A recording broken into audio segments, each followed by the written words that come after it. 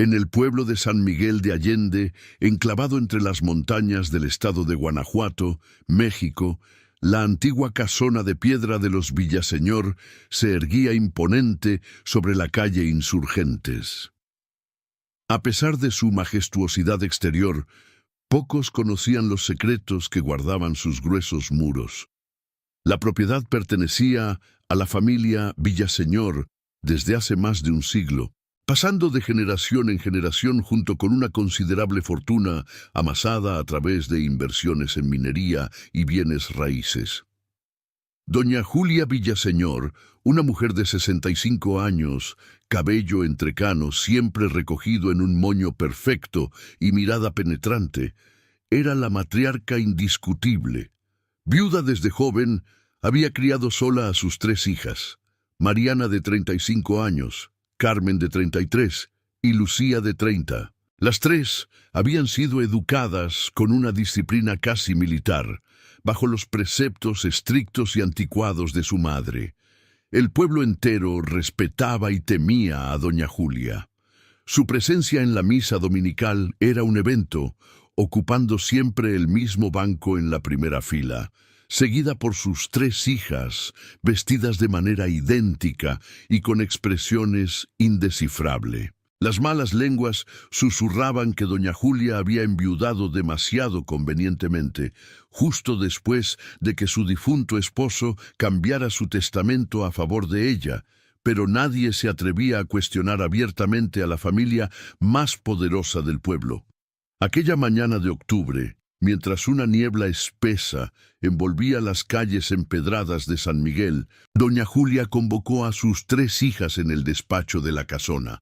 La habitación, revestida en madera oscura y dominada por un escritorio tallado, desprendía un aroma a libros antiguos y secretos guardados. «Mis niñas», dijo doña Julia con voz firme, mientras las 3 mujeres permanecían de pie frente a ella, «ha llegado el momento de asegurar el futuro de nuestra familia». Las 3 hermanas intercambiaron miradas discretas. Sabían que cuando su madre hablaba del futuro de la familia, invariablemente se refería al patrimonio, a la fortuna que tanto había protegido y acrecentado desde la muerte de su esposo. «Mariana, Carmen, Lucía», continuó la anciana, acariciando un antiguo anillo de oro con un rubí que nunca abandonaba su dedo anular. «Ustedes son hermosas, educadas, refinadas. Sin embargo, la fortuna de los Villaseñor está en peligro». El silencio que siguió a estas palabras fue tan denso que podía cortarse con un cuchillo. El reloj de péndulo en la esquina marcaba cada segundo con un sonido que retumbaba como una sentencia. «Los abogados me han informado de una cláusula en el testamento de su abuelo que nunca les he mencionado», prosiguió doña Julia. «El patrimonio familiar debe permanecer unido.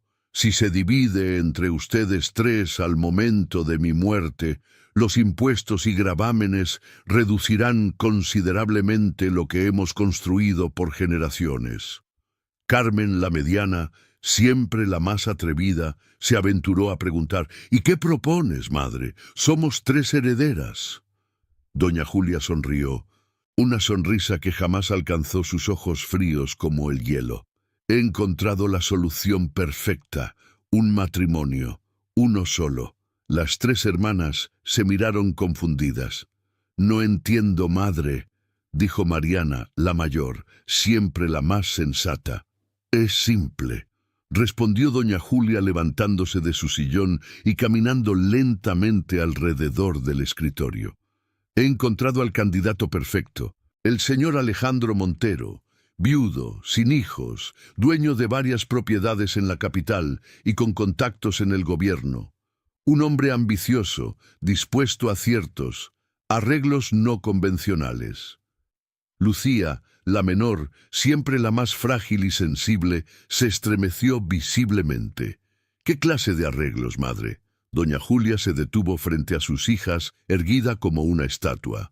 «Oficialmente, Mariana se casará con él, pero extraoficialmente las 3 compartirán sus deberes como esposas. Así la fortuna permanecerá intacta bajo un solo matrimonio, pero ustedes tres se beneficiarán por igual. El horror se dibujó en los rostros de las tres hermanas. Lo que su madre sugería era impensable, inmoral. «Eso es repugnante», murmuró Carmen, siempre la más directa. «Silencio». La voz de doña Julia cortó el aire como un látigo. «No les estoy pidiendo su opinión, les estoy informando de lo que va a ocurrir. El señor Montero llegará mañana para conocerlas, y si alguna de ustedes se atreve a rechazar mi plan, no solo la desheredaré, sino que me aseguraré de que no encuentre paz en este pueblo ni en ningún otro». Las amenazas de doña Julia nunca eran en vano. Las tres hermanas lo sabían bien. Cada una recordaba perfectamente los castigos de su infancia: encierros en el sótano oscuro, comidas negadas, humillaciones públicas. Su madre había roto sus espíritus hace mucho tiempo. Esa noche, mientras la tormenta azotaba los ventanales de la casona, las tres hermanas se reunieron en secreto en la habitación de Lucía, la más alejada del dormitorio de su madre. «Esto es demencial», susurró Carmen mientras se sentaba en el borde de la cama.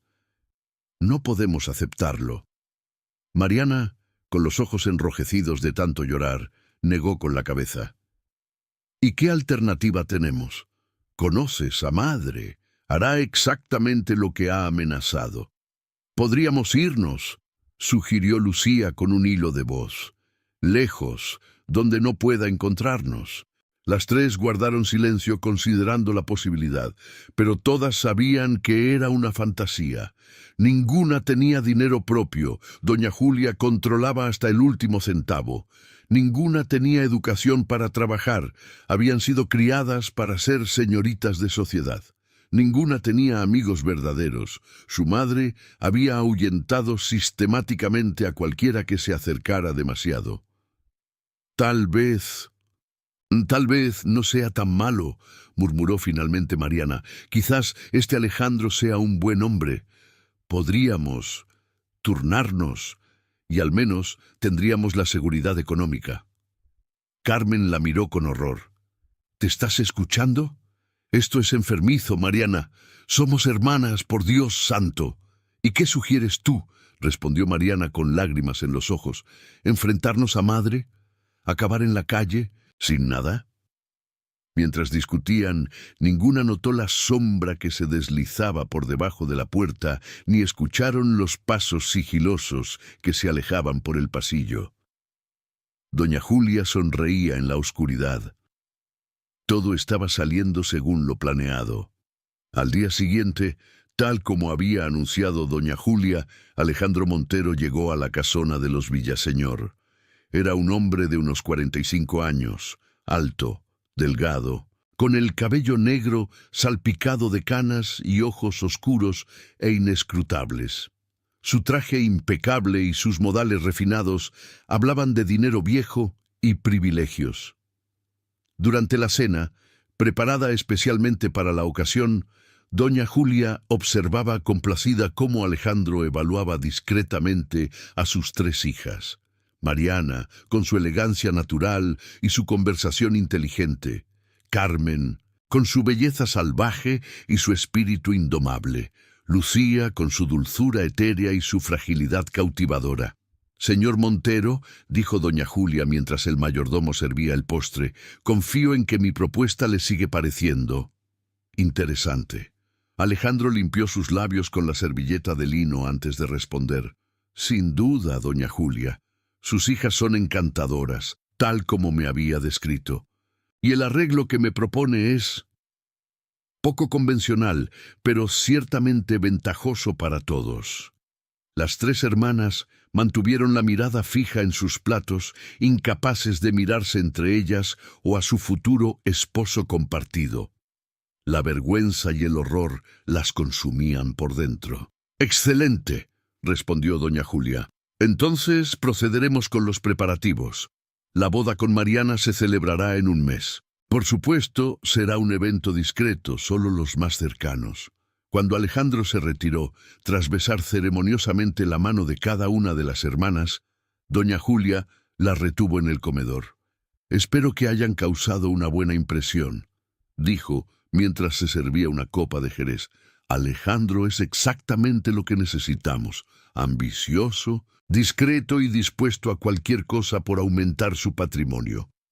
«¿Cómo puedes hacernos esto, madre?», preguntó Lucía con lágrimas en los ojos. «Somos tus hijas». «Precisamente porque son mis hijas», respondió doña Julia con frialdad. «Es mi deber asegurar su futuro. La fortuna de los Villaseñor debe preservarse a cualquier precio. Ustedes solo tienen que cumplir con su parte». Esa noche, mientras el viento aullaba entre los árboles del jardín, Lucía escribió una carta desesperada. La dirigió a su tía Remedios, hermana menor de su madre, con quien doña Julia había roto relaciones hacía años. Lucía nunca la había conocido, pero recordaba haber escuchado que vivía en Ciudad de México. Era una esperanza remota, pero la única que tenía. Lo que ninguna de las hermanas sabía era que el horror apenas comenzaba. El plan de doña Julia iba mucho más allá de un simple matrimonio compartido. La fortuna que tanto anhelaba proteger escondía secretos mucho más oscuros, enterrados en el pasado de los Villaseñor. Y Alejandro Montero no era simplemente un peón en su juego, tenía sus propias ambiciones y su propia agenda oculta.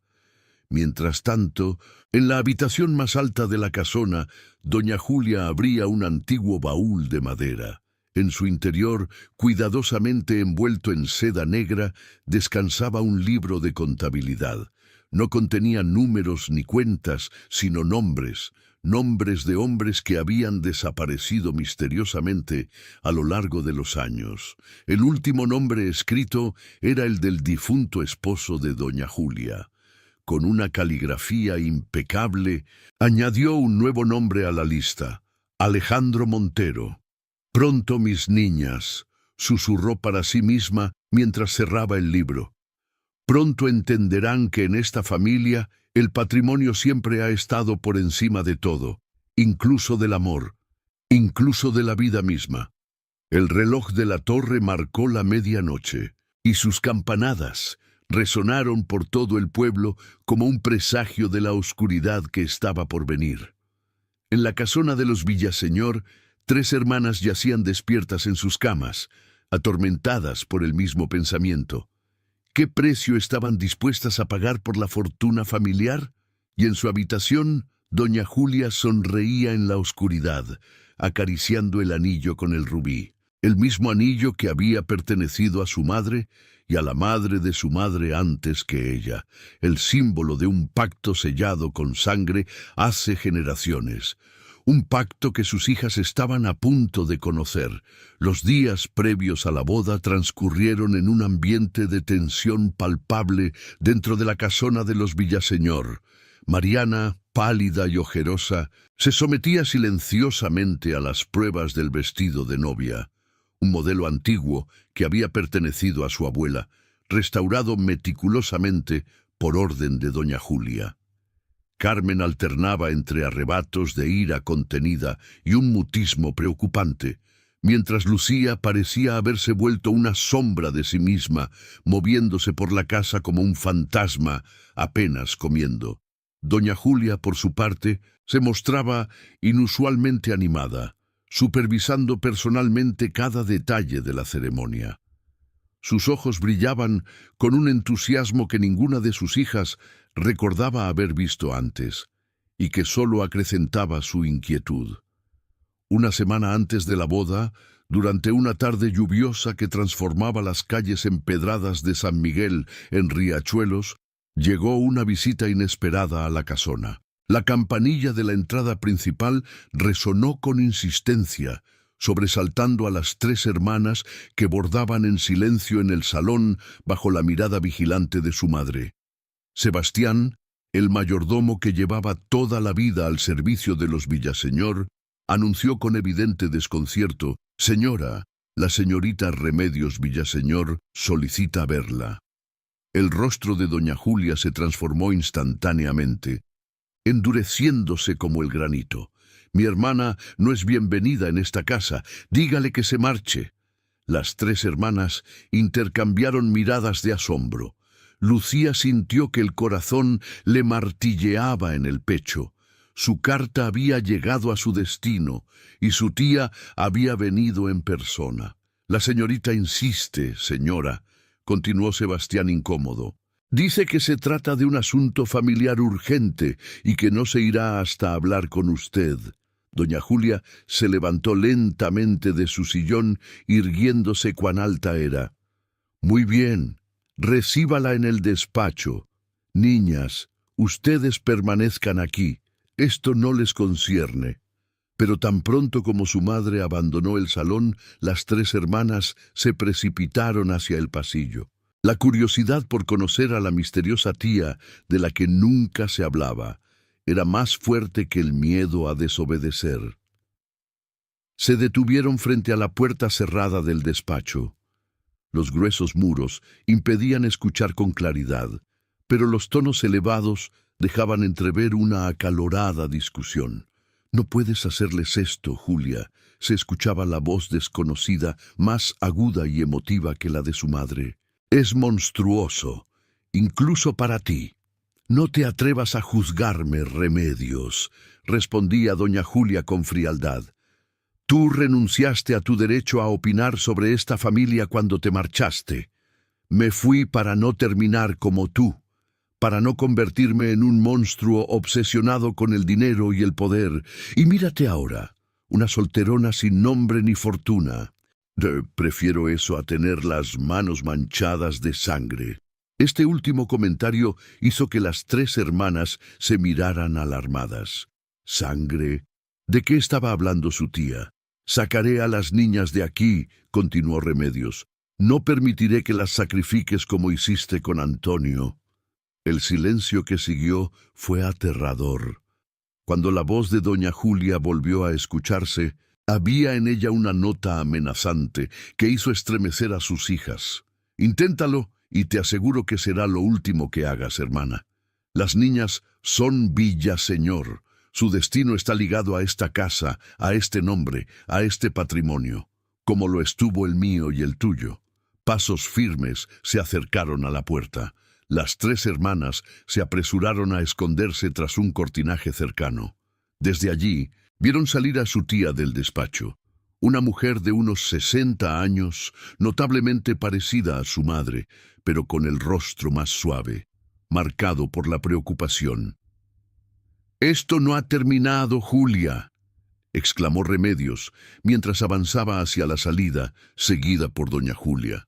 «Volveré con las autoridades si es necesario». Doña Julia soltó una risa gélida. «Las autoridades. En este pueblo. Todos saben quién manda aquí, Remedios. Todos saben a quién deben lealtad». Cuando la puerta principal se cerró tras su tía, las hermanas corrieron de vuelta al salón, retomando sus bordados con manos temblorosas. Minutos después, doña Julia regresó, aparentemente serena, pero con un brillo peligroso en la mirada. «Sebastián», llamó, «a partir de ahora nadie entra o sale de esta casa sin mi autorización expresa, y dobla la vigilancia en los jardines. No quiero intrusos». Esa noche, mientras la casona dormía, Lucía se deslizó silenciosamente hasta la habitación de sus hermanas. Las tres se reunieron en la alcoba de Mariana, hablando en susurros. «¿Qué creen que quiso decir la tía Remedios con lo de las manos manchadas de sangre?», preguntó Lucía, temblando. «Y mencionó a papá», añadió Mariana. «Dijo algo sobre sacrificarlo». Carmen, que había permanecido inusualmente callada, habló con voz ronca. «Creo que siempre hemos sabido que la muerte de papá no fue natural». Las tres guardaron silencio, procesando la implicación de esas palabras. Su padre, Antonio Villaseñor, había muerto supuestamente de un ataque al corazón cuando Lucía tenía apenas 5 años. Ninguna guardaba recuerdos claros de él, solo la imagen borrosa de un hombre amable que les contaba cuentos antes de dormir. «Tenemos que salir de aquí», dijo finalmente Carmen, «antes de la boda.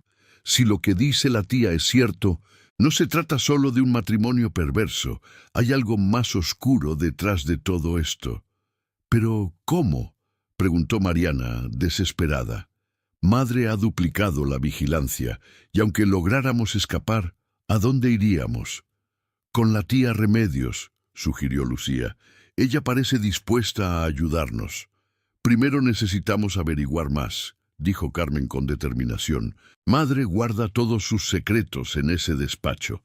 Siempre lo mantiene cerrado con llave, pero quizás podamos encontrar la forma de entrar». Al día siguiente, una inesperada oportunidad se presentó. Doña Julia debía salir para ultimar detalles de la boda con el párroco local. Antes de marcharse, llamó a sus hijas. «Alejandro vendrá esta tarde para una última visita antes de la ceremonia», anunció.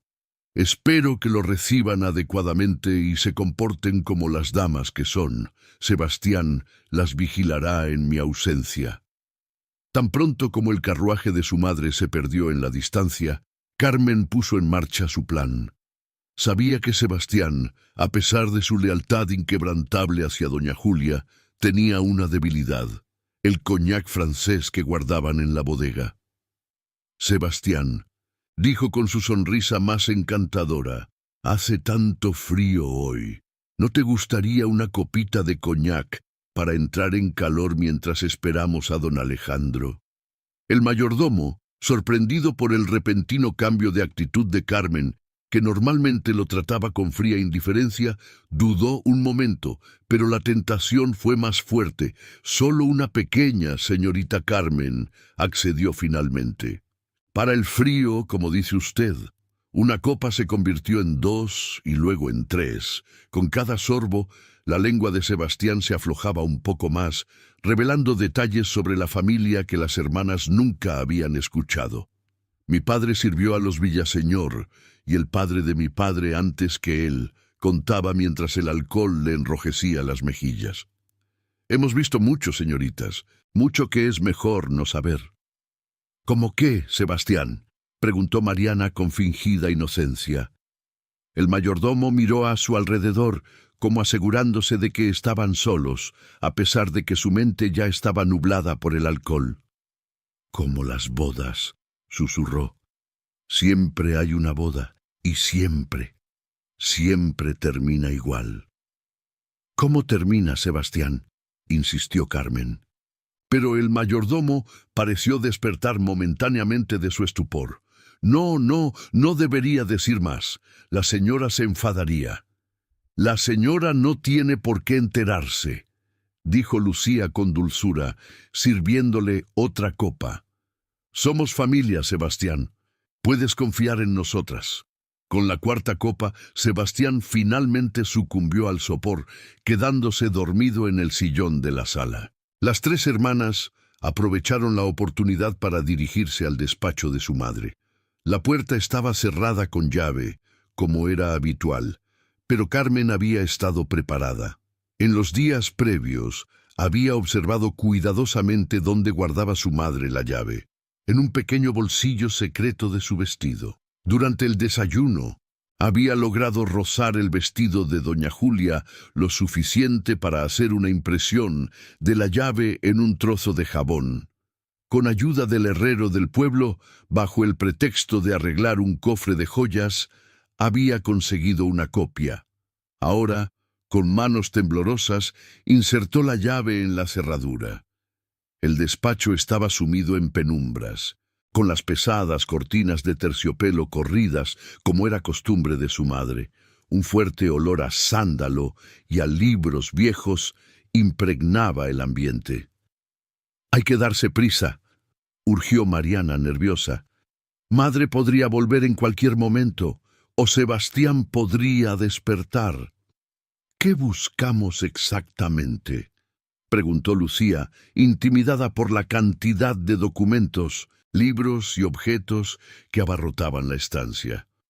Cualquier cosa relacionada con papá, con la fortuna familiar o con estas misteriosas bodas que mencionó Sebastián, respondió Carmen, dirigiéndose directamente al escritorio principal. Las tres hermanas comenzaron a registrar metódicamente el despacho, teniendo cuidado de no alterar demasiado el orden para que su madre no notara la intrusión. Tras varios minutos de búsqueda infructuosa, Mariana descubrió algo interesante. Un panel en la pared que parecía ligeramente desalineado con el resto del revestimiento de madera.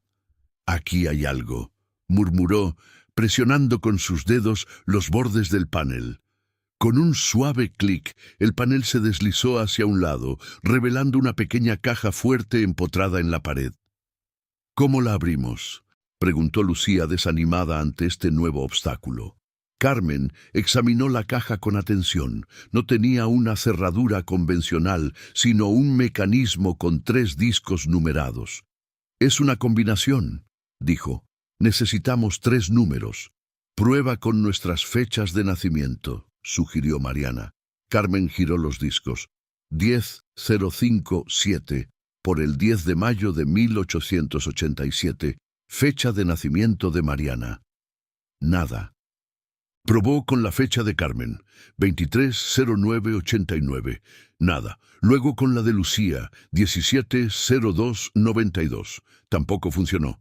La fecha de bodas de madre y padre, propuso Lucía. Pero tampoco esa combinación funcionó. Frustradas, las hermanas continuaron buscando pistas en el despacho. Finalmente, Lucía encontró algo interesante en el fondo de un cajón, una pequeña libreta con la letra de su madre. «Miren esto», dijo, mostrándosela a sus hermanas. «Son fechas y nombres, parece una especie de registro». La libreta contenía una lista de fechas seguidas por nombres masculinos. La última entrada correspondía a la fecha de muerte de su padre. «Espera», dijo Carmen, fijándose en algo. «Todas estas fechas coinciden con el 21 de octubre, solo cambian los años». «Y el 21 de octubre es...», comenzó Mariana. «El día de mi boda», completó con un escalofrío recorriéndole la espalda. Carmen volvió a la caja fuerte y probó una nueva combinación, 21-10-92, correspondiente a la última fecha de la libreta, el día de la muerte de su padre. La caja emitió un suave chasquido y se abrió. En su interior encontraron varios documentos legales, joyas antiguas y, lo más perturbador, un pequeño libro de cuero negro sin título. Al abrirlo, descubrieron que era un diario, escrito con la inconfundible caligrafía de su madre. Lucía comenzó a leer en voz alta. 21 de octubre de 1892. Se ha cumplido el ritual. Antonio ha servido bien a su propósito, como todos los anteriores. El patrimonio está asegurado por otra generación. Las niñas crecen fuertes. Algún día entenderán y continuarán la tradición. Las tres hermanas se miraron horrorizadas. «¿Ritual?», susurró Mariana. «¿De qué está hablando?». Carmen pasó las páginas del diario buscando más información. Cada entrada del 21 de octubre, a lo largo de décadas, relataba el mismo ritual con diferentes nombres masculinos. 1870, Eduardo Vázquez. 1845, Francisco Mendoza. 1820, Rodrigo Terán. «Ut», leyó Carmen. «Todos estos hombres. ¿Qué les sucedió?». Un ruido en la entrada de la casona las sobresaltó. Rápidamente Carmen tomó el diario y lo escondió entre sus ropas. Colocaron todo lo demás en su lugar, cerraron la caja fuerte y salieron apresuradamente del despacho, asegurándose de cerrar la puerta con llave. Apenas tuvieron tiempo de regresar a la sala y despertar a Sebastián antes de que la puerta principal se abriera. Pero no era doña Julia quien regresaba, sino Alejandro Montero. El futuro esposo de Mariana entró en la sala con paso decidido, tan elegante y frío como siempre. Su mirada se detuvo en Sebastián, que intentaba disimular su estado de embriaguez. «Señoritas», saludó con una leve inclinación, «espero no interrumpir». En absoluto, respondió Mariana, forzando una sonrisa. Sebastián nos estaba contando historias de la familia mientras esperábamos su visita. Alejandro observó al mayordomo con una expresión indescifrable. Historias familiares. ¡Qué entrañable! Me pregunto si también me contará a mí esas historias cuando forme parte de esta ilustre familia. Había algo en su tono, una nota de sarcasmo apenas perceptible que puso en alerta a las hermanas. «Sebastián puede retirarse», ordenó Carmen. El mayordomo se tambaleó ligeramente al levantarse y salió de la sala murmurando disculpas. Cuando quedaron a solas con Alejandro, un silencio incómodo se instaló en la habitación. Finalmente fue el propio Alejandro quien lo rompió. Supongo que se estarán preguntando por qué he aceptado este peculiar arreglo, dijo, sirviéndose una copa del mismo coñac que había derribado a Sebastián. Las hermanas guardaron silencio, expectantes. La verdad es que la fortuna de los Villaseñor es legendaria en ciertos círculos, continuó. No solo por su magnitud, sino por cómo ha persistido intacta a lo largo de generaciones. Algunos dicen que está maldita, otros que está protegida por algo más que simples inversiones inteligentes. ¿Qué sabe usted exactamente, señor Montero?, preguntó directamente Carmen. Alejandro sonrió, una sonrisa fría que no alcanzó sus ojos. Lo suficiente como para estar aquí, aceptando casarme con una mujer y compartir lecho con sus hermanas, todo por orden de una viuda manipuladora. Lo suficiente como para saber que hay algo más en juego que un simple matrimonio de conveniencia. Y aún así ha venido, observó Mariana. La ambición, mi querida futura esposa, es una fuerza poderosa, respondió Alejandro, acercándose a ella, tan poderosa como el miedo. Y ustedes tres, si me permiten la observación, están aterrorizadas, no de mí, sino de ella, de su propia madre. Las hermanas intercambiaron miradas. Por primera vez, consideraron la posibilidad de que Alejandro Montero pudiera ser algo más que un peón en el juego de su madre, tal vez incluso un aliado potencial. Si sabe tanto, dijo Carmen, ¿sabe también lo que les sucedió a los anteriores esposos de la familia Villaseñor? La sonrisa de Alejandro se desvaneció. Tengo mis teorías y mis precauciones. Antes de que pudieran continuar la conversación, el sonido de un carruaje acercándose anunció el regreso de doña Julia. Alejandro se apartó rápidamente de Mariana y adoptó una postura más formal. «Continuaremos esta conversación en otro momento», murmuró, «cuando sea seguro». Doña Julia entró en la sala como una tempestad, sus ojos escudriñando cada rincón, cada gesto de sus hijas, como buscando señales de traición. «Alejandro, qué agradable sorpresa», dijo, aunque era evidente que su visita estaba programada. «Espero que mis niñas lo hayan atendido adecuadamente». «Han sido encantadoras, como siempre», respondió él, besando la mano de doña Julia con una deferencia que ahora, a ojos de las hermanas, parecía una elaborada actuación. «Excelente. Entonces todo está listo para el gran día. Este sábado al atardecer, en la capilla familiar». Las siguientes horas transcurrieron en una tensión apenas disimulada. Alejandro y doña Julia conversaron sobre los últimos detalles de la boda, mientras las hermanas permanecían en un segundo plano, observando, analizando, planeando en silencio. Cuando por fin Alejandro se marchó, doña Julia retuvo a sus hijas en la sala. Su mirada se posó en cada una de ellas, penetrante, inquisitiva. «Confío en que han sido discretas con nuestro invitado», dijo finalmente. «Recuerden que hasta que la ceremonia se complete, nada está asegurado». «Por supuesto, madre», respondió Mariana con voz neutra. «Todo será como deseas». Doña Julia entrecerró los ojos, como si intentara leer más allá de las palabras de su hija. Finalmente, pareció satisfecha y se retiró a su habitación. Esa noche, cuando la casa quedó en silencio, las tres hermanas volvieron a reunirse. Esta vez en el cuarto de Carmen, donde examinaron detenidamente el diario sustraído del despacho. Lo que descubrieron las dejó sin aliento.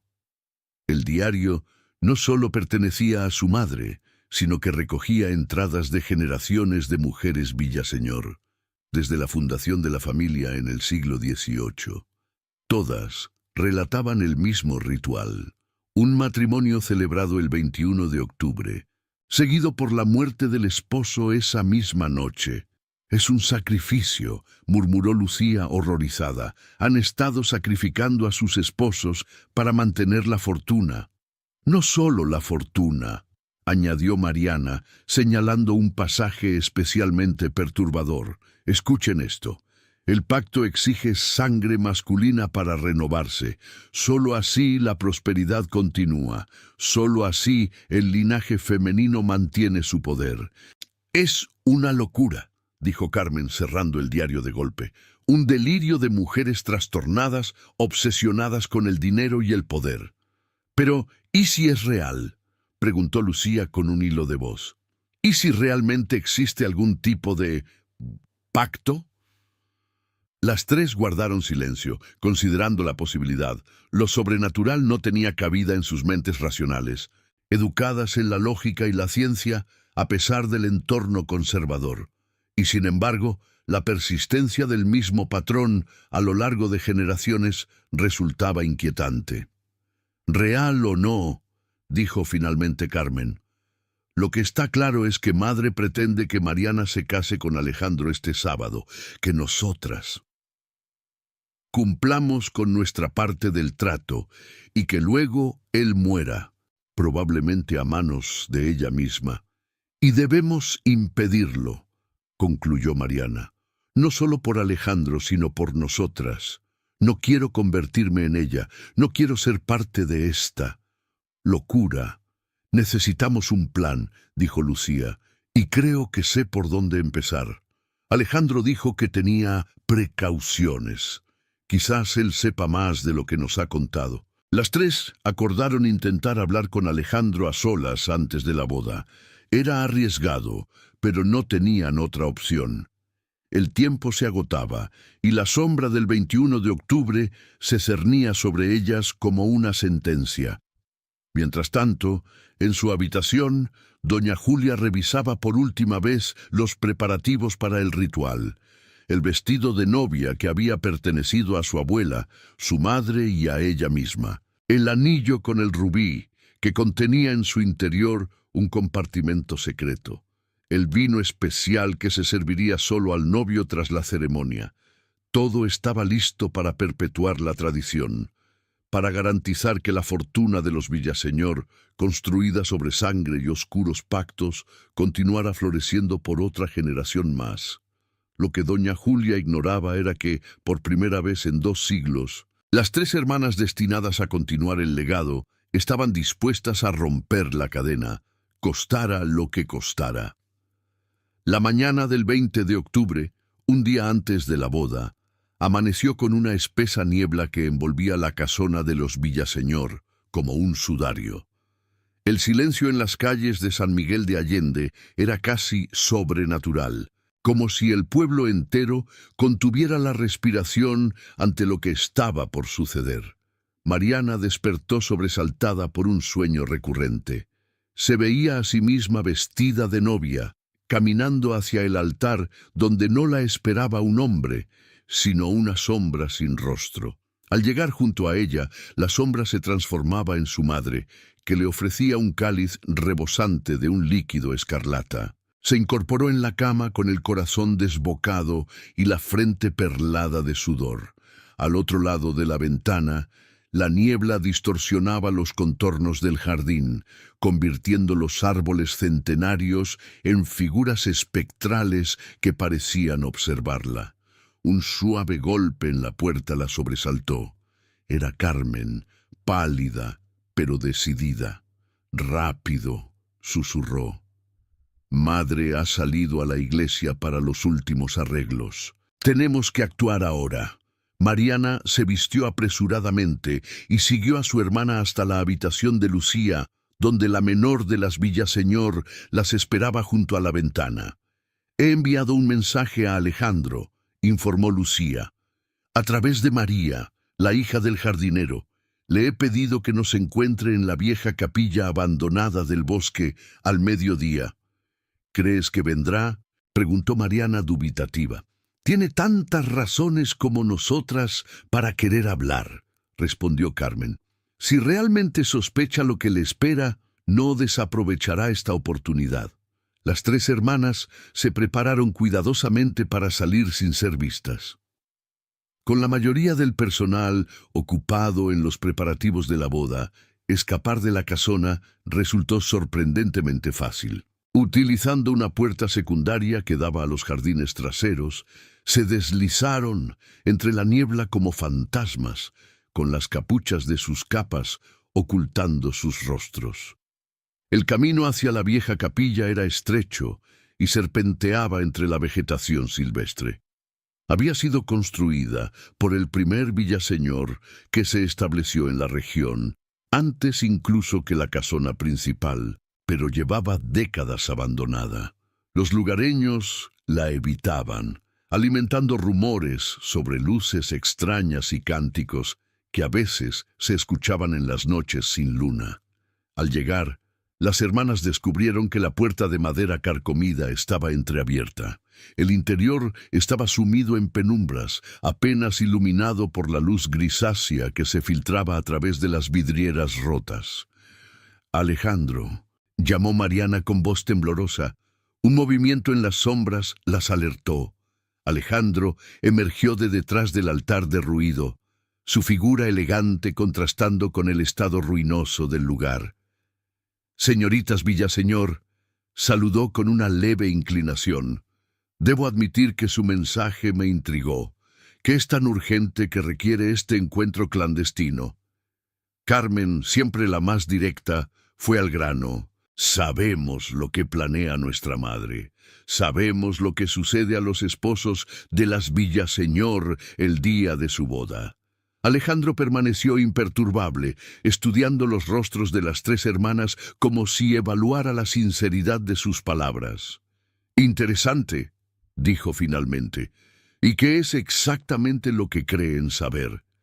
«Que los matan», respondió Lucía con un hilo de voz. «Que es parte de algún tipo de ritual macabro para mantener la fortuna familiar». Alejandro esbozó una sonrisa enigmática. «¿Y me están advirtiendo por pura bondad? ¿O tienen algún interés particular en que yo sobreviva a mi noche de bodas?» «No queremos ser parte de esto», explicó Mariana. «No queremos convertirnos en ella, en monstruos obsesionados con el dinero a cualquier precio». Alejandro guardó silencio unos instantes, como sopesando sus opciones. Finalmente, con un suspiro, se acercó a las hermanas.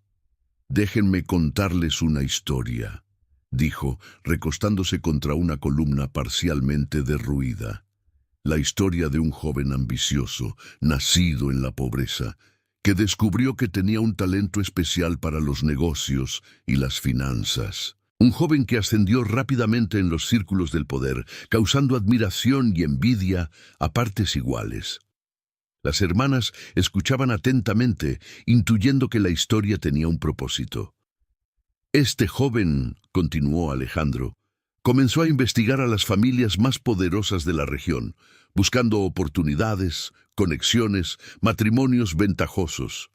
Y en su investigación descubrió algo fascinante. Existían ciertas familias cuyas fortunas parecían inmunes a las crisis, a las guerras, a los cambios políticos. Familias que generación tras generación solo incrementaban su poder». «Como los Villaseñor», murmuró Carmen. «Exactamente», asintió Alejandro. Pero lo más curioso era el patrón que se repetía en estas familias. Matrimonios celebrados en fechas específicas, esposos que morían misteriosamente poco después, linajes que continuaban exclusivamente por línea femenina a pesar de las convenciones sociales de la época. «¿Cuánto hace que investiga a nuestra familia?», preguntó Mariana repentinamente suspicaz. ¡Años!, admitió Alejandro sin tapujos. La fortuna Villaseñor es legendaria en ciertos círculos financieros. Su estabilidad desafía toda lógica económica, y luego estaba el rumor. ¿Qué rumor?, presionó Carmen. Que está protegida por algo más antiguo que los bancos y las leyes, un pacto sellado con sangre hace generaciones.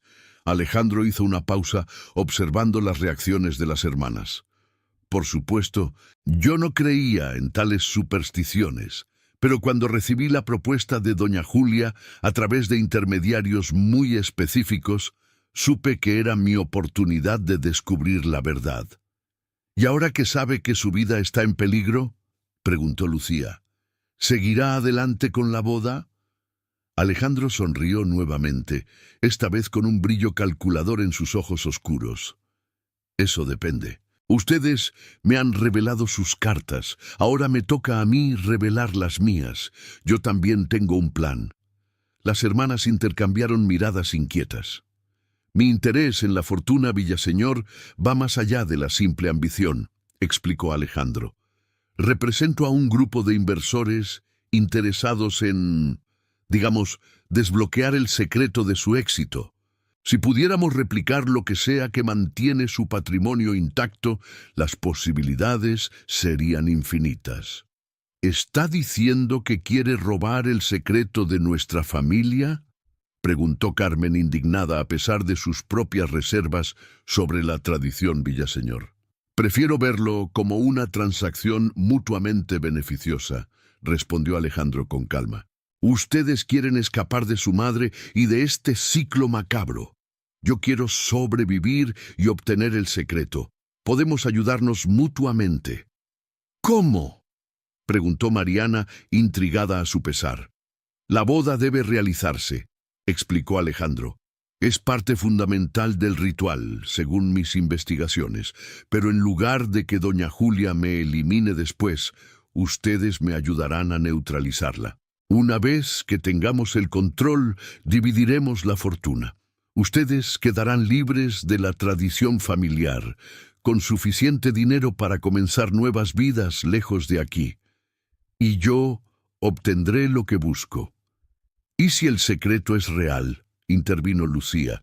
¿Y si realmente existe un pacto sobrenatural que requiere sacrificios? Alejandro soltó una risa breve, desprovista de humor.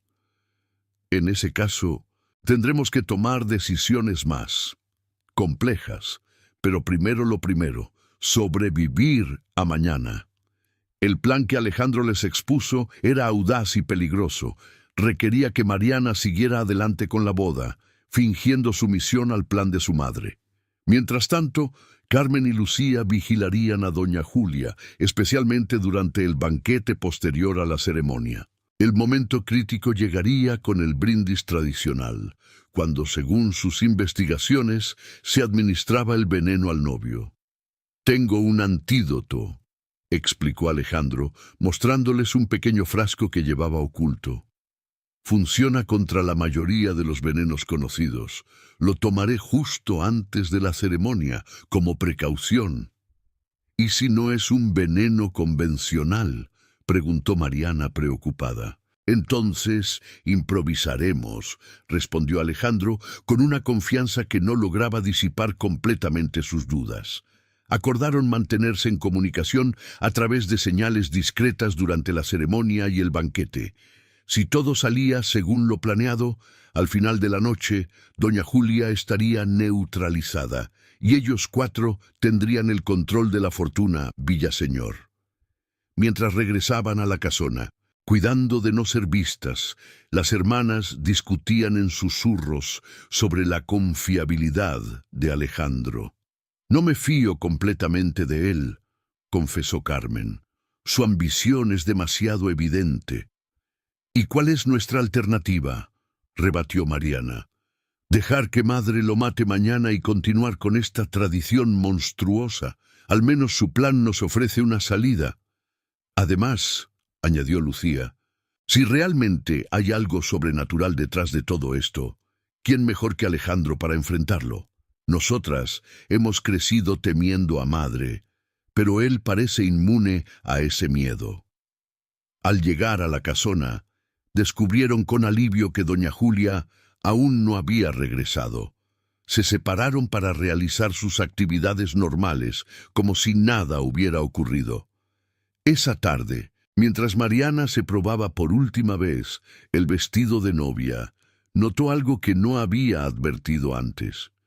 En el interior del corpiño, cuidadosamente cosido en el forro, había un pequeño bolsillo, y dentro de él un papel amarillento, doblado varias veces.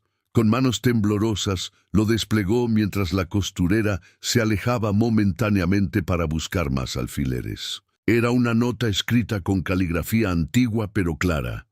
A quien vista este vestido, el 21 de octubre, el anillo es la clave. El rubí contiene la sangre de todas nosotras. No lo aceptes si valoras tu alma. Mariana apenas tuvo tiempo de volver a doblar la nota y esconderla en su manga antes de que la costurera regresara. Su mente trabajaba frenéticamente, conectando esta nueva información con lo que ya sabían. El anillo con el rubí que su madre nunca se quitaba, el mismo que, según la tradición, debía pasar a la novia durante la ceremonia. Sería ese el verdadero instrumento del ritual, y no el veneno como suponía Alejandro. Tan pronto como pudo liberarse de la costurera, Mariana buscó a sus hermanas para compartir su descubrimiento. Se reunieron brevemente en el invernadero, uno de los pocos lugares de la casona donde podían hablar sin ser escuchadas, gracias al constante murmullo del agua en las fuentes. «Tenemos que avisar a Alejandro», dijo Mariana después de mostrarles la nota. «Su plan puede no ser suficiente si el peligro real está en el anillo, no en la bebida». «Intentaré enviarle otro mensaje», propuso Lucía. «Pero será difícil sin levantar sospechas, con toda la casa en preparativos. Hay algo más que me preocupa», añadió Carmen pensativa. «Si el ritual requiere que Mariana reciba el anillo, ¿qué pasará cuando lo rechace? ¿Cómo reaccionará madre?» No tuvieron oportunidad de elaborar un nuevo plan. El sonido de pasos acercándose las alertó, y apenas tuvieron tiempo de separarse antes de que Sebastián apareciera en la entrada del invernadero. «Señoritas, la señora ha regresado y solicita su presencia inmediata en el salón principal», anunció el mayordomo con expresión grave. Al entrar en el salón, las hermanas sintieron de inmediato que algo iba mal. Doña Julia las esperaba de pie junto a la chimenea, con el rostro pétreo y los ojos brillantes de furia apenas contenida, y a su lado, pálida y temblorosa, estaba María, la hija del jardinero. «Mis queridas hijas», comenzó doña Julia con voz engañosamente dulce, «María tiene algo interesante que contarnos. Al parecer, esta mañana llevó un mensaje secreto al señor Montero por encargo de ustedes. ¿Alguien quiere explicarme de qué se trata?» Las tres hermanas permanecieron en silencio, conscientes de que cualquier palabra podría empeorar la situación. «¿No?», continuó doña Julia, acercándose lentamente a ellas. «Entonces permitidme adivinar. Han descubierto algo sobre nuestra tradición familiar, y en su ingenuidad han decidido advertir a Alejandro. Tal vez incluso planean alguna forma de sabotear la ceremonia de mañana». «No sabemos de qué hablas, madre», intentó Mariana, manteniendo la voz firme a pesar del miedo que le atenazaba la garganta. Doña Julia soltó una risa gélida. «Por favor, no me insultes con mentiras. Sé exactamente lo que han estado haciendo. La intrusión en mi despacho, el diario robado, la reunión secreta de hoy. ¿Realmente creyeron que podían actuar a mis espaldas sin que yo lo supiera?» Carmen dio un paso al frente, desafiante. «¿Y si así fuera, qué? ¿Vas a sacrificarnos a nosotras también, madre? ¿Es eso lo que hacen las mujeres, Villaseñor? ¿Matar a quienes se interponen en su camino?» «Silencio», rugió doña Julia. su rostro contorsionándose con una furia que nunca habían presenciado antes. No tienen ni idea de lo que está en juego, no entienden el honor, el privilegio y la responsabilidad de ser una Villaseñor. Entendemos perfectamente, replicó Lucía, encontrando un valor que no sabía que poseía. Han estado matando a sus esposos durante generaciones, todo por dinero. Es monstruoso. Doña Julia se acercó tanto a Lucía que ésta pudo sentir su aliento cálido en el rostro. No es solo dinero, niña ingenua, es poder, es continuidad, es preservar la pureza del linaje femenino contra la corrupción masculina. Desde que la primera Villaseñor selló el pacto en 1723, nuestra familia ha prosperado porque entendimos una verdad fundamental. Los hombres son prescindibles, meros instrumentos para un fin mayor. «Estás loca», susurró Mariana retrocediendo horrorizada.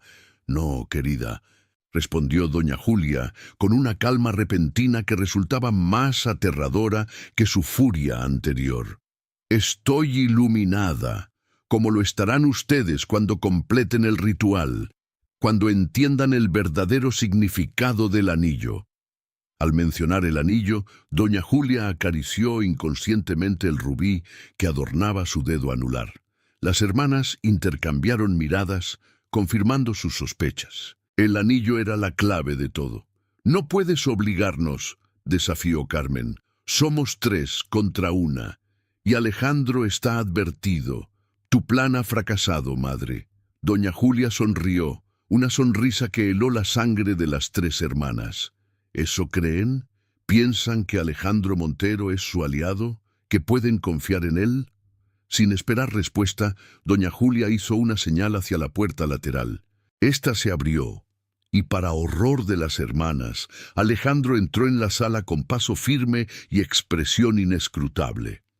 «Señoritas», saludó con una leve inclinación, colocándose junto a doña Julia. «Lamento que nuestro pequeño juego haya terminado tan pronto». «¿Nos has traicionado?», preguntó Mariana incrédula. «No puede traicionar lo que nunca le perteneció», intervino doña Julia. «Alejandro ha estado trabajando conmigo desde el principio. Fue mi idea que les presentara su falso plan para probar su lealtad. Una prueba que, evidentemente, han fracasado». «¿Pero por qué?», preguntó Lucía, mirando a Alejandro con ojos llenos de dolor y confusión. «Si sabías lo que te espera mañana». Alejandro intercambió una mirada cómplice con doña Julia antes de responder. «Porque, querida Lucía, lo que me espera no es la muerte sino la transformación, el verdadero secreto de los Villaseñor, el que su madre ha estado guardando celosamente, no es un simple asesinato ritual. Es algo mucho más profundo». «Iba a esperar hasta después de la ceremonia para revelarles toda la verdad», explicó doña Julia, «pero dadas las circunstancias, parece que tendremos que acelerar su educación». Con un gesto, ordenó a María que se retirara. La joven prácticamente huyó de la sala, demasiado aterrorizada para mirar atrás. «Sebastián», llamó entonces doña Julia, «asegúrate de que nadie nos moleste y prepara el sótano. Mis hijas necesitan una lección sobre nuestras tradiciones». El mayordomo asintió solemnemente y salió, cerrando las pesadas puertas del salón tras de sí. «Siéntense», ordenó doña Julia, señalando 3 sillas dispuestas frente a la chimenea. «Es hora de que conozcan la verdadera historia de las mujeres Villaseñor». A regañadientes, las 3 hermanas obedecieron, conscientes de que estaban atrapadas. Doña Julia se sentó frente a ellas, mientras Alejandro permanecía de pie a su lado, como un guardián silencioso. «Todo comenzó en 1723», empezó doña Julia con voz clara y firme, como si estuviera recitando una lección 1000 veces ensayada. «Isabel Villaseñor, nuestra antepasada, era una mujer excepcional, viuda a los 20 años, con un hijo pequeño y sin recursos, en una época donde las mujeres no tenían derechos ni oportunidades. Pero Isabel tenía algo que las demás no: visión y coraje. Doña Julia hizo una pausa, acariciando nuevamente el anillo con el rubí. Una noche, desesperada y al borde del suicidio, Isabel encontró un antiguo libro entre las pertenencias de su difunto esposo. Un libro que hablaba de pactos y rituales para obtener riqueza y poder. La mayoría lo habría descartado como superstición, pero no Isabel. Ella entendió que en un mundo dominado por hombres, las mujeres necesitaban ventajas extraordinarias para sobrevivir. Realizó el primer ritual la noche del 21 de octubre de 1723, usando la sangre de su propio hijo como sello del pacto. A cambio, recibió este anillo. Doña Julia extendió su mano mostrando el rubí que brillaba con un fulgor inquietante a la luz del fuego. Y con él, la promesa de prosperidad eterna para su linaje femenino, siempre que se mantuviera el pacto. ¿Qué clase de madre sacrifica a su propio hijo?, murmuró Mariana, horrorizada. Una madre visionaria, respondió doña Julia con orgullo. Una madre que entendió que un solo sacrificio podía asegurar la prosperidad de generaciones de mujeres Villaseñor. Y funcionó. En menos de un año, Isabel había amasado una fortuna inexplicable. Se casó nuevamente, esta vez con un hombre de posición. Tuvo 3 hijas, y el 21 de octubre del año siguiente completó el pacto sacrificando a su nuevo esposo. ¿Y qué tiene que ver Alejandro en todo esto?, preguntó Carmen, mirando al hombre con desconfianza. Fue el propio Alejandro quien respondió. Doña Julia me ofreció algo que no pude rechazar: inmortalidad. ¿Inmortalidad?, repitió Lucía, incrédula. El pacto original, continuó doña Julia, establece que cada 33 años uno de los esposos sacrificados puede ser preservado, en lugar de consumido completamente por el ritual. Se convierte en un guardián del linaje, un protector inmortal de las mujeres Villaseñor. El último guardián fue elegido en 1892. Este año corresponde elegir uno nuevo. Y me ha elegido a mí, concluyó Alejandro con una sonrisa complacida. Un pequeño precio a pagar por la vida eterna, ¿no les parece? Las 3 hermanas miraban a su madre y a Alejandro como si hubieran perdido completamente la razón. Todo aquello sonaba a locura, a delirio compartido. No pueden estar hablando en serio, dijo finalmente Mariana. Esto es demencial. Les mostraré que hablo muy en serio, respondió doña Julia levantándose. Sebastián debe tener todo listo ya. Síganme. Sin esperar respuesta, se dirigió hacia una puerta lateral que conducía al sótano. Alejandro hizo un gesto a las hermanas para que la siguieran, su expresión dejando claro que no toleraría resistencia. Con el corazón desbocado y un miedo visceral atenazándoles las entrañas, las 3 hermanas Villaseñor descendieron tras su madre hacia las profundidades de la casona, donde les esperaba una revelación que cambiaría para siempre su comprensión de su familia y de sí mismas. El descenso al sótano de la casona Villaseñor fue como adentrarse en las entrañas de una bestia antigua y maligna. Los escalones de piedra gastada se retorcían en espiral, hundiéndose cada vez más en la oscuridad. El aire se volvía progresivamente más frío y denso, cargado de un olor a humedad, a tierra y a algo más, algo metálico y perturbador que las hermanas no lograban identificar. Doña Julia lideraba la procesión, sosteniendo en alto un candelabro de plata cuyas llamas proyectaban sombras danzantes en las paredes de piedra. Detrás de ella iban Mariana, Carmen y Lucía, y cerrando la comitiva, Alejandro, cuya presencia a sus espaldas resultaba más amenazante que reconfortante. Nuestra casa tiene secretos que se remontan a su construcción, explicó doña Julia sin volverse. Esta escalera no aparece en ningún plano. Solo las mujeres, Villaseñor y nuestros guardianes conocen su existencia. Al llegar al final de la escalera, se detuvieron frente a una pesada puerta de roble reforzada con hierro. Doña Julia extrajo una llave antigua de entre sus ropas y la introdujo en la cerradura. El mecanismo cedió con un chasquido que resonó como una sentencia. «Bienvenidas», dijo mientras empujaba la puerta, «al corazón de nuestro legado». La cámara que se reveló ante ellas era amplia y circular, con el techo abovedado sostenido por columnas talladas con símbolos extraños. El suelo estaba ocupado casi en su totalidad por un círculo perfecto trazado en piedra de un color más oscuro que el resto. En el centro del círculo se elevaba un pedestal, y sobre este un cofre de plata ornamentado con motivos que recordaban a enredaderas y rostros femeninos.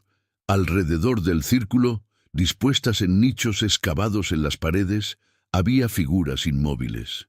Al principio, las hermanas creyeron que eran estatuas, pero al aproximarse con horror creciente comprendieron que eran cuerpos momificados de hombres, perfectamente preservados, vestidos con ropas de épocas diferentes, todos con la misma expresión serena, casi beatífica, en sus rostros petrificados. «Los guardianes», presentó doña Julia con un orgullo evidente, «elegidos cada 33 años para proteger y servir al linaje Villaseñor». El último señaló la figura más cercana a la entrada. Fue Rodrigo Terán, seleccionado en 1892. Como pueden ver, no envejecen, no se deterioran.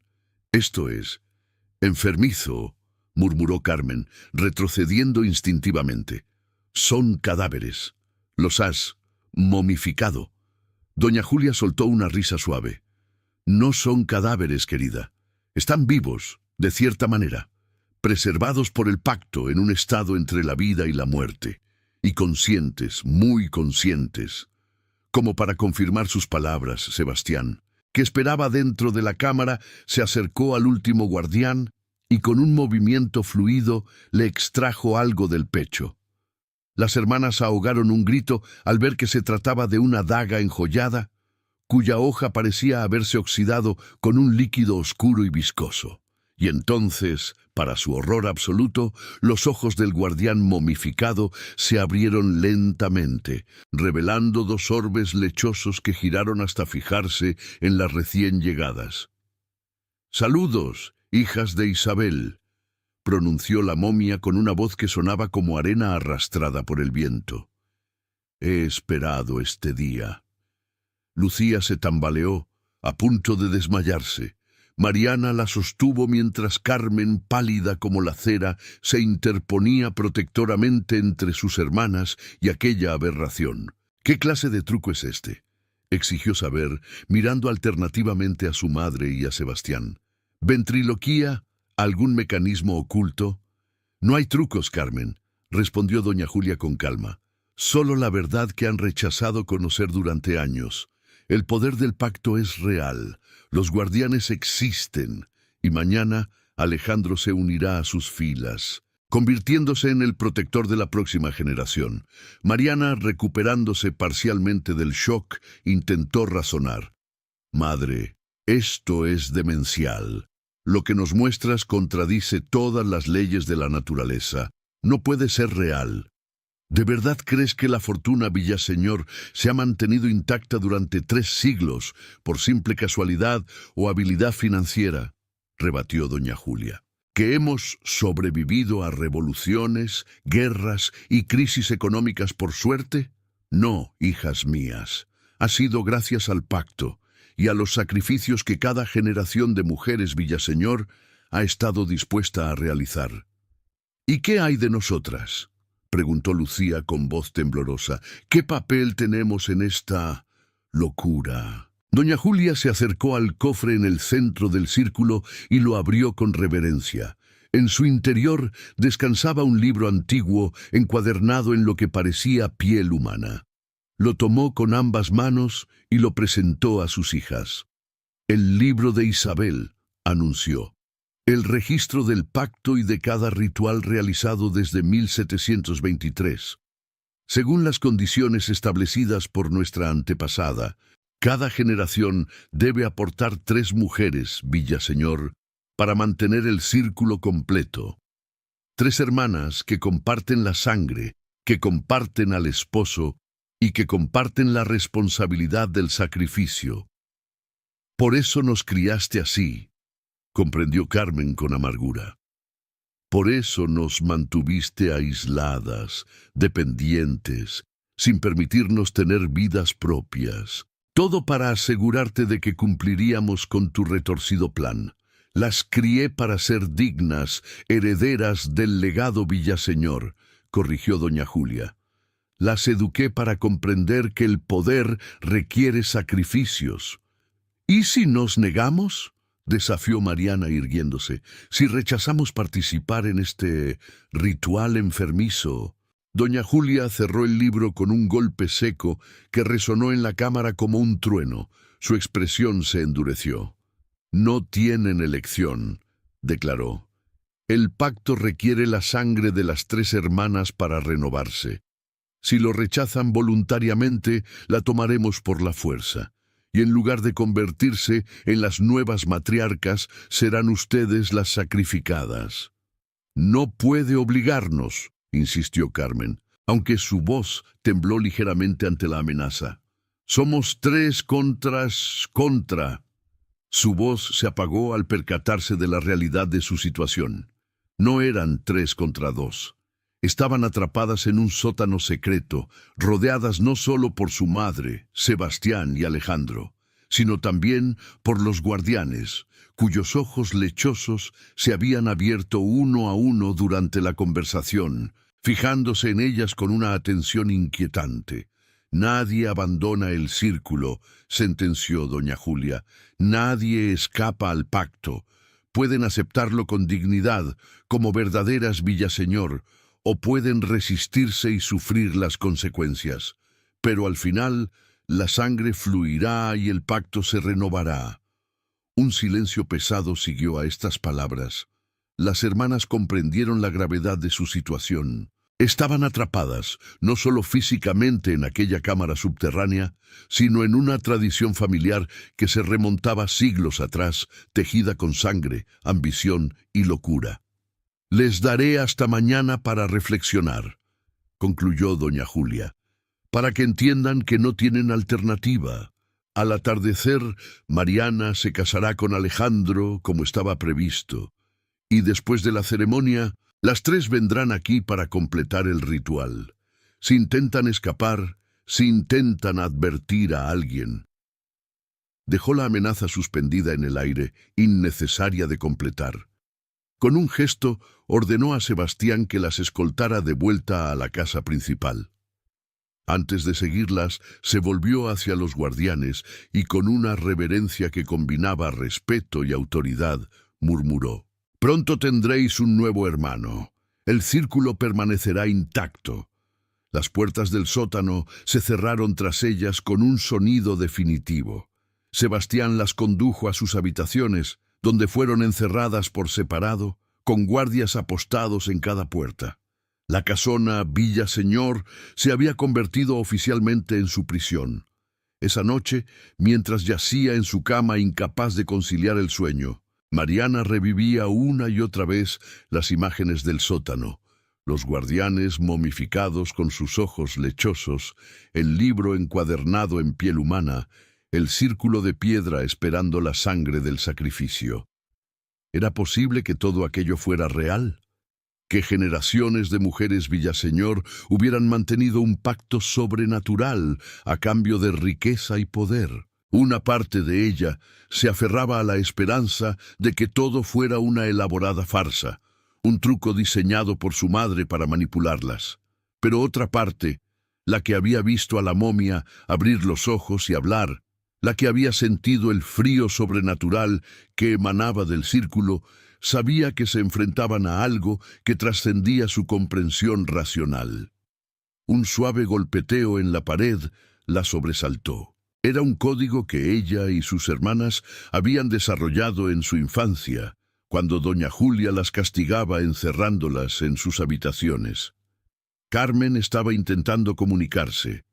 Mariana respondió con el mismo código, golpeando suavemente la pared con los nudillos. Un mensaje sencillo: escucha, aplicando el oído a la pared. Pudo escuchar el susurro apenas audible de su hermana a través de una pequeña grieta en la piedra. «Lucía ha logrado contactar con la tía Remedios», informó Carmen. «Utilizó la tubería del lavamanos para dejar caer una nota a través de la ventana. La tía ha respondido: vendrá al amanecer con ayuda». Mariana sintió un rayo de esperanza. «¿Qué clase de ayuda?» «No lo especificó», respondió Carmen, «pero dijo que conocía el secreto para romper el pacto, que ha estado investigándolo durante años». «¿Crees que es posible?», preguntó Mariana dubitativa. «¿Que se pueda romper algo así?». Hubo una pausa antes de que Carmen respondiera. «No sé si creo en todo este asunto del pacto sobrenatural, pero lo que sí sé es que Madre está dispuesta a matarnos si no cooperamos. Y eso es muy real». Acordaron mantenerse alertas y preparadas para actuar cuando llegara la tía Remedios. Si realmente existía una manera de romper el pacto, tendrían una sola oportunidad de intentarlo. El amanecer llegó con una niebla aún más densa que la del día anterior, envolviendo la casona en un manto grisáceo que desdibujaba sus contornos. Desde su ventana, Mariana intentaba escudriñar el jardín en busca de señales de la tía Remedios, pero la visibilidad era prácticamente nula. La puerta de su habitación se abrió sin previo aviso. Doña Julia entró, seguida por dos doncellas que portaban el vestido de novia cuidadosamente restaurado para la ocasión. «Es hora de prepararse», anunció con una sonrisa que no alcanzaba sus ojos. «Hoy es un día histórico para la familia Villaseñor». Mariana asintió sumisamente, decidida a no levantar sospechas. Mientras las doncellas comenzaban a arreglarla, buscó alguna señal de sus hermanas, pero no había rastro de ellas. «¿Dónde están Carmen y Lucía?», preguntó con fingida inocencia. «Preparándose también», respondió doña Julia. «Las verás en la ceremonia». La mañana transcurrió en una procesión de rituales preparatorios. El baño con pétalos de rosa y hierbas aromáticas que, según doña Julia, purificaba el cuerpo para el pacto. El peinado elaborado, adornado con perlas y pequeñas flores blancas. El maquillaje, tan ligero que parecía inexistente, pero que realzaba la palidez casi fantasmal de Mariana. Y finalmente, el vestido. Mientras las doncellas se lo ajustaban al cuerpo, Mariana podía sentir el peso de siglos de tradición sobre sus hombros. El mismo vestido que habían llevado generaciones de novias Villaseñor, todas destinadas a convertirse en viudas la misma noche de su boda. «Perfecto», sentenció doña Julia cuando los últimos detalles estuvieron en su lugar. «Eres la viva imagen de la primera Isabel en su día de boda». Mariana se miró en el espejo y apenas reconoció a la mujer que le devolvía la mirada. Pálida como la cera, con los ojos hundidos por la falta de sueño, envuelta en encajes antiguos que olían a naftalina y a secretos. Se veía como un fantasma, como una muerta en vida. «¿Y ahora?», preguntó, intentando mantener la voz firme. «Ahora esperamos», respondió doña Julia consultando el reloj de pared. «La ceremonia será al atardecer, como dicta la tradición. Mientras tanto, disfrutarás de unas horas de reflexión sobre el honor y la responsabilidad que estás a punto de asumir». Con estas palabras, doña Julia salió de la habitación, llevándose a las doncellas consigo. Mariana escuchó el sonido de la llave girando en la cerradura. Seguía siendo una prisionera, aunque ahora una prisionera vestida de novia. Se acercó a la ventana, buscando desesperadamente alguna señal de la prometida ayuda de la tía Remedios. La niebla seguía siendo espesa, pero ahora podía distinguir movimiento en la entrada de la casona. Un carruaje se había detenido frente a la puerta principal. Con el corazón acelerado, vio descender a una figura femenina envuelta en un abrigo oscuro. ¿Sería la tía Remedios? No podía estar segura desde esa distancia y con la niebla interfiriendo. La figura desapareció dentro de la casona y Mariana solo pudo esperar, rezando en silencio a un Dios en el que ya no estaba segura de creer. Los minutos se convirtieron en horas. El sol, apenas visible a través de la niebla como un disco pálido y difuso, comenzó su descenso hacia el horizonte. El momento de la ceremonia se acercaba, y no había señales de rescate o de un plan para romper el pacto. Cuando la puerta volvió a abrirse, Mariana esperaba ver a su madre. En su lugar, encontró a Sebastián, el fiel mayordomo, con una expresión indescifrable en su rostro ajado. «Señorita Mariana», anunció con voz formal, «es la hora». Mariana lo siguió por los pasillos de la casona, cada paso resonando como un latido en sus oídos. Descendieron por la escalera principal, adornada para la ocasión con flores blancas y cintas de seda, hasta llegar al salón principal, convertido en capilla improvisada para la ceremonia. Allí, Mariana se detuvo en seco. La escena que la recibió no era en absoluto lo que esperaba. En lugar de invitados, flores y música nupcial, el salón estaba casi vacío, sumido en una penumbra apenas rota por algunas velas. En el centro, de pie junto a un improvisado altar, Alejandro la esperaba vestido de negro, con el rostro tan inexpresivo como una máscara. Y frente a él, de rodillas y con las manos atadas a la espalda, estaban Carmen y Lucía, y junto a ellas, en la misma posición de cautiva, una mujer mayor que Mariana reconoció instintivamente como su tía Remedios, a pesar de no haberla visto nunca antes. Doña Julia, vestida con un traje ceremonial de color escarlata, se encontraba de pie tras el altar, sosteniendo en alto el libro encuadernado en piel humana. «Ah, la novia», saludó con una sonrisa fría, «justo a tiempo para nuestra pequeña. Modificación en los planes». «¿Qué es esto?», preguntó Mariana, intentando acercarse a sus hermanas, pero Sebastián la sujetó firmemente por los brazos. «¿Qué les has hecho?» «Nada, aún», respondió doña Julia con calma. «Pero me temo que su pequeña conspiración ha forzado un cambio en el ritual. Verás, cuando Remedios apareció esta mañana exigiendo verlas, confirmó mis sospechas de que planeaban sabotear la ceremonia». La tía Remedios levantó la mirada hacia Mariana. A pesar de las similitudes con doña Julia, sus ojos irradiaban una calidez y una compasión que resultaban completamente ajenas a los de su hermana. «Lo siento», dijo con voz ronca. «Intenté ayudarlas, pero ella estaba preparada». «Por supuesto que lo estaba», intervino doña Julia. «¿Realmente creyeron que no me daría cuenta? ¿Que no vigilaría cada movimiento en mi casa, especialmente en vísperas del ritual?» Se acercó a Mariana, extendiendo una mano para acariciar su mejilla con falsa ternura. «Mi pobre niña ingenua, siempre fuiste la más dócil, la más fácil de manipular, pero también la más frágil. Nunca habrías tenido la fortaleza para liderar el siguiente ciclo». Retiró la mano y se volvió hacia Alejandro. «Hemos acordado un cambio de planes. En lugar de convertirse en el nuevo guardián, Alejandro tomará mi lugar como cabeza de la familia, y en lugar de sacrificarlo a él, serás tú quien complete el círculo esta noche, junto con tus hermanas y mi querida hermana Remedios». El horror de la situación golpeó a Mariana como un puño físico. No solo planeaban matarlas a las tres, sino también a su tía, la única persona que había intentado ayudarlas.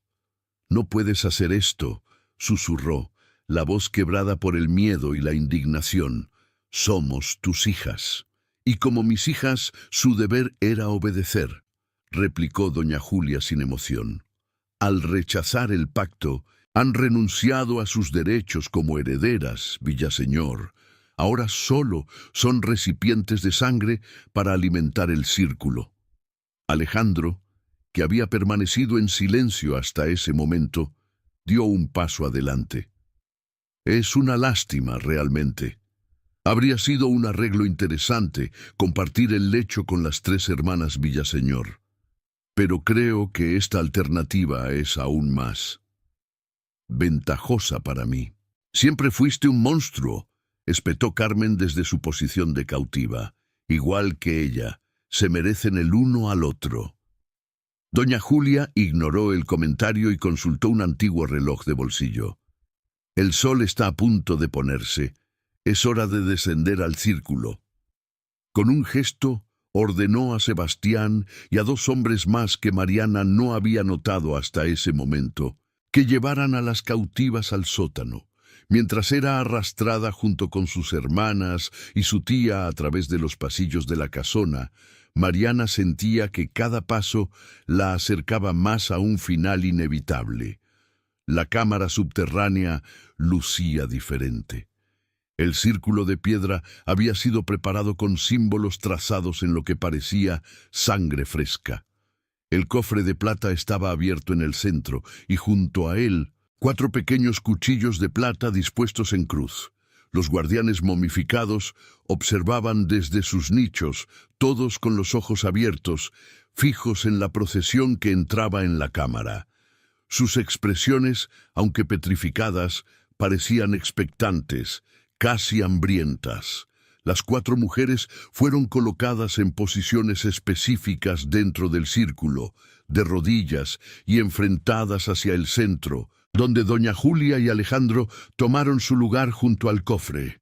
El ritual es simple, explicó doña Julia mientras se quitaba el anillo con el rubí. La sangre de 4 mujeres, libremente entregada o tomada por la fuerza, sella el pacto por otra generación. El rubí absorbe la esencia vital, garantizando prosperidad y poder a cambio de la exclusividad del linaje femenino. ¿Y qué hay de ti, Julia? Preguntó Remedios con desprecio. ¿También entregarás tu sangre? Mi parte del pacto ya fue cumplida hace 33 años, cuando sacrifiqué a Antonio, respondió doña Julia. Hoy paso la responsabilidad a la siguiente generación, o, en este caso, sonrió mirando a Alejandro, a un nuevo líder que mantendrá viva la tradición. Colocó el anillo en la mano de Alejandro, que lo observó con fascinación, como hipnotizado por el brillo oscuro del rubí. El anillo contiene la sangre de todas las matriarcas Villaseñor desde Isabel, continuó doña Julia. Al completar el ritual, se fundirá con tu esencia, otorgándote longevidad y protección contra cualquier daño. A menos que alguien rompa el pacto, intervino Remedios con voz clara, como estoy a punto de hacer.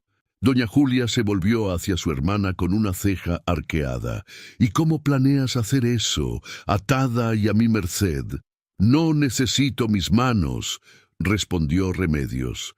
Solo necesito la verdad que te he estado investigando durante décadas, desde que huí de esta casa maldita. Algo en su tono hizo que doña Julia frunciera el ceño, visiblemente inquieta por primera vez. Silencio, hermana. Tus desvaríos no tienen lugar en el ritual.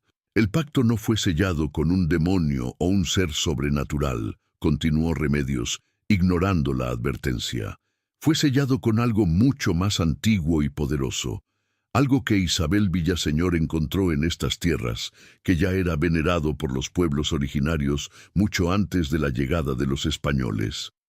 ¡Silencio!, rugió doña Julia, haciendo un gesto a uno de los guardias para que amordazara a Remedios. Pero algo extraño estaba ocurriendo. El rubí en la mano de Alejandro había comenzado a palpitar con una luz rojiza, como si respondiera a las palabras de Remedios. El pacto no requiere sangre, continuó la mujer apresuradamente mientras el guardia se acercaba. Eso es lo que Isabel les hizo creer a sus descendientes. Lo que el pacto requiere es verdad. La verdad que ustedes, las matriarcas, han ocultado durante generaciones. ¡Amordázala!, ordenó doña Julia, su rostro contorsionado por una furia mezclada con miedo. Pero el guardia se había detenido, paralizado por el espectáculo del rubí, que ahora flotaba sobre la mano de Alejandro, girando lentamente. La verdad, prosiguió Remedios, es que Isabel Villaseñor no sacrificó a su hijo para sellar el pacto, lo salvó de su propio padre, que intentaba matarlo para quedarse con la herencia que el niño había recibido de su abuelo materno. Isabel mató a su esposo en defensa propia y de su hijo, y luego inventó la historia del pacto para protegerse, para que nadie cuestionara cómo una mujer sola había amasado semejante fortuna. El rubí empezó a girar más rápidamente, su luz intensificándose hasta iluminar toda la cámara con un resplandor escarlata. Los guardianes en sus nichos comenzaron a agitarse, sus cuerpos momificados estremeciéndose como si sufrieran espasmos. ¡Detente!, gritó doña Julia, avanzando hacia su hermana con intención de silenciarla físicamente. Pero Alejandro la detuvo, su mirada fija en el rubí flotante. «Déjala hablar», ordenó con una voz que no parecía completamente suya. «Quiero escuchar la verdad». Remedios asintió, agradecida, y continuó. Isabel fue una mujer brillante, adelantada a su época. Utilizó la herencia de su hijo para invertir sabiamente, multiplicando la fortuna familiar. Pero sabía que en un mundo dominado por hombres, su éxito sería cuestionado, incluso criminalizado. Así que creó la leyenda del pacto, del sacrificio necesario para mantener a raya a quienes pudieran amenazarla. «El libro», interrumpió doña Julia, señalando el tomo encuadernado en piel. «El libro contiene los nombres de todos los sacrificados. Es la prueba». «Un registro de mentiras», rebatió Remedios. «Nombres de hombres que murieron, sí, pero no como parte de ningún ritual sobrenatural. Algunos murieron por causas naturales, otros fueron asesinados cuando descubrieron la verdad y amenazaron con revelarla. El pacto siempre fue una farsa, Julia, una farsa que tú y las anteriores matriarcas mantuvieron viva por ambición y sed de poder». El rubí se detuvo abruptamente en el aire, suspendido a la altura de los ojos de Alejandro. Su luz se concentró en un haz intenso que apuntó directamente al libro, incinerándolo instantáneamente sin dejar más que cenizas. «¡No!», gritó doña Julia, abalanzándose hacia las cenizas humeantes. «El libro, el registro del pacto». «Ya no existe ningún pacto que mantener», declaró Remedios. «La verdad ha sido revelada. El círculo está roto». Como respondiendo a sus palabras, el suelo comenzó a temblar. Grietas aparecieron en el círculo de piedra, extendiéndose como raíces hacia las paredes de la cámara. Los guardianes en sus nichos emitieron un alarido colectivo, un sonido inhumano que heló la sangre de todos los presentes. Uno a uno, los cuerpos momificados comenzaron a desmoronarse, convirtiéndose en polvo que se dispersó en el aire como si nunca hubieran existido. Las paredes de la cámara crujían amenazadoramente, mientras trozos de piedra caían del techo. «Tenemos que salir de aquí», gritó Mariana, luchando contra sus ataduras. «La cámara va a derrumbarse». Los guardias, aterrorizados por lo que estaban presenciando, huyeron sin dudarlo, abandonando a sus prisioneras. Alejandro, paralizado por la visión del rubí flotante, no reaccionó cuando éste comenzó a agrietarse, liberando un líquido espeso y oscuro que no parecía sangre, sino algo más primitivo y antiguo. Doña Julia, en cambio, se arrojó hacia la joya, intentando atraparla con manos desesperadas. «El pacto. Debemos mantener el pacto». En el instante en que sus dedos tocaron el rubí, este estalló en 1000 fragmentos, liberando una onda expansiva que derribó a todos los presentes. El techo de la cámara cedió finalmente, y toneladas de piedra comenzaron a desplomarse. Remedios, que había logrado liberarse de sus ataduras durante la confusión, corrió hacia sus sobrinas. «¡Rápido! ¡Hacia la escalera!». Mariana y Carmen consiguieron ponerse en pie, pero Lucía seguía atada. Entre las tres la liberaron y juntas corrieron hacia la salida mientras la cámara se derrumbaba a su alrededor. ¡Julia!, gritó Remedios, volviéndose hacia su hermana, que seguía arrodillada en el centro del círculo, recogiendo frenéticamente los fragmentos del rubí. ¡Vamos! Pero doña Julia no la escuchaba. Sus ojos, desorbitados y febriles, estaban fijos en los pedazos de la joya. «Puedo arreglarlo», murmuraba. «Puedo restaurar el pacto». Alejandro, saliendo finalmente de su trance, intentó alcanzar la salida, pero un enorme bloque de piedra se desprendió justo sobre él, aplastándolo instantáneamente. Doña Julia ni siquiera levantó la vista, absorta en su tarea imposible. «¡No podemos ayudarla!», exclamó Carmen, tirando del brazo de Remedios. «¡Está perdida!». Con el corazón encogido, Remedios asintió y siguió a sus sobrinas escaleras arriba. Detrás de ellas, la cámara subterránea desaparecía bajo toneladas de piedra, sepultando para siempre a doña Julia, a Alejandro y a los restos del supuesto pacto que había dominado a la familia Villaseñor durante generaciones. Al emerger al nivel principal de la casona, descubrieron que el derrumbe se había extendido.